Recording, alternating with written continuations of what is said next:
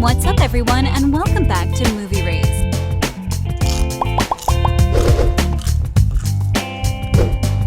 Riverdale may have been made for a teen audience, but sometimes it takes a keen eye to notice some major details that have been sprinkled in throughout the series. Most of these are super easy to miss, so we're going to highlight some of the most interesting details that I guarantee you never noticed. Before we get started, be sure to hit that like button and ring the notification bell for more videos. So, Riverdale Season 5 is now underway. We expect the new season to be littered with little clues like this as well, but most of these details come from the first few seasons, even though their importance rings true for all the other seasons as well. Miss Grundy. I'm sure most of us probably haven't read the original Archie Comics, but if you have, that's amazing. The comics have been around for decades, and if you're a fan of Riverdale, there's probably a lot that you can learn from the original series, including the story of the real Miss Grundy. When the show first aired, fans were pretty disappointed in how the series portrayed Miss Grundy. In the first season, Miss Grundy was played by Sarah Habel. While Sarah did a great job, her character was a far cry from the original Miss Grundy. Instead of being an older woman who dressed in the primest and proper clothing, she would find Sarah Habel's version of her seemed to have been over-sexualized, considerably younger, and eventually became Archie's love interest.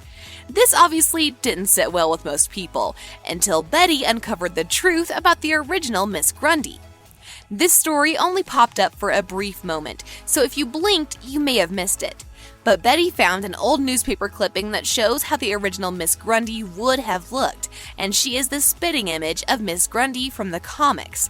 She sports the tied-back white hair, the polka dot dress, and all. We also learned that, much like the other residents of Riverdale, Miss Grundy had a much darker past than we would have ever imagined. She married an abusive man and no other way to escape than to change her name and run away. After she had made it far away from her hometown, we learned that she has also had several relationships with students. It's safe to say Miss Grundy from the original comic series would not have stood for this. Why, we were together at Sweetwater River at 6 a.m. on the 4th of July. And you were right. Clifford Blossoms Wig. This is one of the smaller details of the show that most of us probably missed the first go-around, but it has become somewhat of a meme over the years. If you think back to the pilot episode, as well as countless photographs throughout the first season, you may remember that Clifford Blossom had a full, natural head of red hair. Though by the end of the first season, it was revealed that he had been wearing a wig the whole time, adding an extra layer of depth to his character. Even though this was a super interesting change from the original series, this change was not actually planned. It was forced upon the writers who had to shoehorn in a new perspective for the character. Barclay Hope, the actor who plays Clifford, had his hair dyed for the pilot of the show.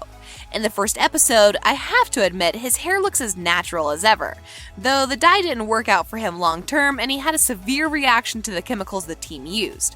This meant that he could no longer dye his hair. But how was he supposed to be a Blossom without red hair? Things quickly, the showrunners decided to toss a wig on his head and keep on rolling. Though, fans noticed this terrible wig very quickly.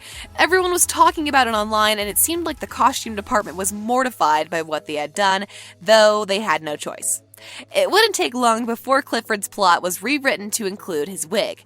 They didn't want fans to be disappointed in the series, so they turned the wig into a running gag and revealed that Clifford had a large closet filled with awful red wigs. Not only did this add a bit of comedic relief to the wig, but it also made his character super creepy. Why would he need so many wigs? What could he possibly be doing with them to need so many replacements? You did a bad thing, Daddy. And now everyone knows. Riverdale Gilmore Girls crossover. So this was a super minor detail, but I can't be the only one who thought the town of Riverdale looked familiar. In the first season, we are given an overhead look at the town. While the filters and backstory certainly make it clear that the town of Riverdale is filled with secrets and mysteries to solve, loads of viewers across the world felt as though they had seen the city of Riverdale before. And they'd be right. For anyone who may not be aware, production teams use stock footage a lot. This is a type of footage that can be filmed years in advance and then reused by a company over and over again for several different shows. This usually involves videos or photos that show the outside of buildings, schools, hospitals, and other popular buildings. Sometimes this footage may even show an overhead view of a town, much like it did in Riverdale. Stock footage like this saves the companies tons of money and helps them put that money to better use, creating longer seasons or paying their actors more. But in the case of Riverdale, the stock footage they used may have been a bit too obvious.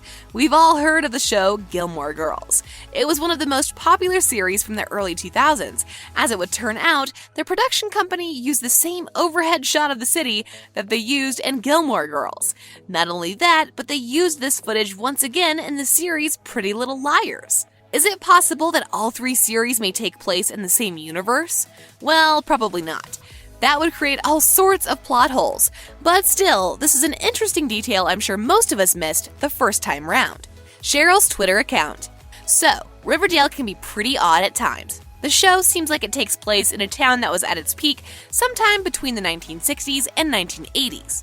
The technology the characters use is usually far outdated, yet they all still have cell phones and access to other modern technology. This can be pretty weird for a lot of viewers, myself included, because it's really hard to tell when the show is supposed to take place. Though I think we can all assume that it takes place in some alternate version of our modern reality when, although we have HD video cameras, we still prefer to use cassettes and old film reels. This stuff makes my head spin. Anyway, did you know that although the series takes a weird approach to technology, Cheryl Blossom has a Twitter account? As the show first began, Cheryl introduced her Twitter handle. Most fans likely thought that this was a joke, but it turns out she really does have a Twitter account. The account was created back in February of 2016, almost a year before the show premiered. It seems like the writers had been planning this cameo for a while, even though the account has never been touched. Back in January of 2017, Riverdale premiered worldwide. Just 2 days later, Cheryl's Twitter account would post, "Who's ready to see what chaos I get into next week?"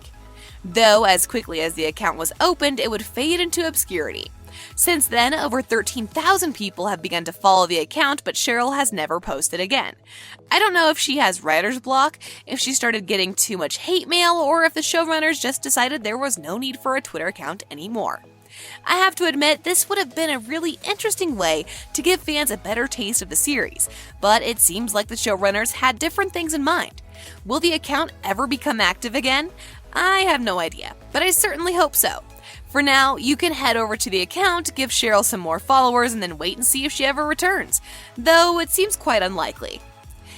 I'm cuckoo bananas for you, Humphrey. Won't you move in? Thanks so much for watching. Be sure to hit that like button and ring the notification bell for more videos.